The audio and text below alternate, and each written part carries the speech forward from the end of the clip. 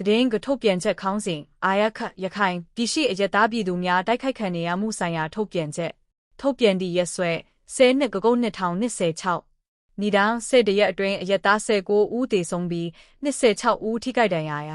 ယောဟမမတန်တင်စုဆောင်ရရှိထားတဲ့အချက်လက်တွေအရ2026ခုနှစ်ကုတ်လပထမ10ရက်အတွင်းမှာတင်မြန်မာစစ်တပ်ရဲ့တိုက်ခိုက်မှုတွေကြောင့်သေဆုံးသူစုစုပေါင်း19ဦးနဲ့ထိခိုက်ဒဏ်ရာရရှိသူစုစုပေါင်း26ဦးအထိရှိခဲ့ပါတယ်။ဒါ့အပြင်ပြည်သူတွေရဲ့လူနေအိမ်တွေဘာသာရေးအဆောက်အုံတွေနဲ့အခြားအရပ်ဘက်အဆောက်အုံများစွာလည်းထိခိုက်ပျက်စီးခဲ့ရပါတယ်။ချစ်စင်များအကြောင်းမှတ်တမ်းတင်ထားတဲ့ချစ်စင်တွေထဲမှာတန်တွဲအမြောက်ဦးနဲ့ပလက်ဝဒေသတွေရှိအရက်သားပြည်သူတွေနေထိုင်ရာနေရာတွေကိုလေကြောင်းကနေတိုက်ခိုက်ခဲ့မှုတွေပါဝင်ပါတယ်။ဒါအပြင်ရသေးတောင်မြို့နယ်နန်းသာကျွန်းမှာငါးဖက်နေကြတဲ့စစ်ပေးရှောင်အရက်သားတွေကိုအရက်ဖက်ဝစ်စုံဝစ်စင်ထားတဲ့မြန်မာစစ်ကော်မရှင်တပ်သားတွေနဲ့လက်နက်ကင်မူစလိမ်တွေကဒေနက်နဲ့ပြစ်ခတ်ခဲ့တဲ့ဖြစ်စဉ်လည်းပါဝင်ခဲ့ပါတယ်။မြန်မာစစ်ကော်မရှင်ကအရက်သားတွေအပေါ်ခုလိုပြစ်မှတ်ထားတိုက်ခိုက်နေတာကြောင့်ထိခိုက်ဒေဆုံးမှုတွေဆက်တိုက်ဖြစ်ပေါ်နေခြင်းဟာ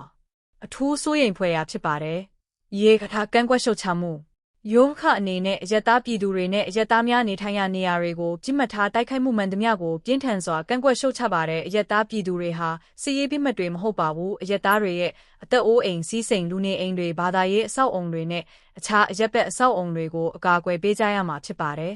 နိုင်ငံတကာတို့တိုက်တွန်းနှိုးဆော်ချက်အာရခပြည်မှာမြန်မာစစ်တပ်ရဲ့ပြစ်မှတ်ထားတိုက်ခိုက်မှုတွေကြောင့်ဆက်လက်မြင့်တက်နေတဲ့အယက်သားထိခိုက်ဒေဆုံးမှုတွေအပေါ်နိုင်ငံတကာအတိုင်းဝိုင်းနေနဲ့အရေးတကြီးအာရုံစိုက်ပေးကြဖို့ယောဟမတိုက်တွန်းအပ်ပါတယ်ဒါအပြင်အယက်သားများကိုကာကွယ်ရေးအတွက်ကြိုးပမ်းဆောင်ရွက်မှုတွေကိုပိုမိုအားကောင်းစေဖို့နဲ့နိုင်ငံတကာလူသားချင်းစာနာထောက်ထားမှုဥပဒေချိုးဖောက်မှုတွေအတွက်အမှန်တကယ်တာဝန်ခံမှုရှိလာစေရေးဆောင်ရွက်ပေးကြဖို့ယောဟမလှုံ့ဆော်တိုက်တွန်းလိုက်ပါတယ်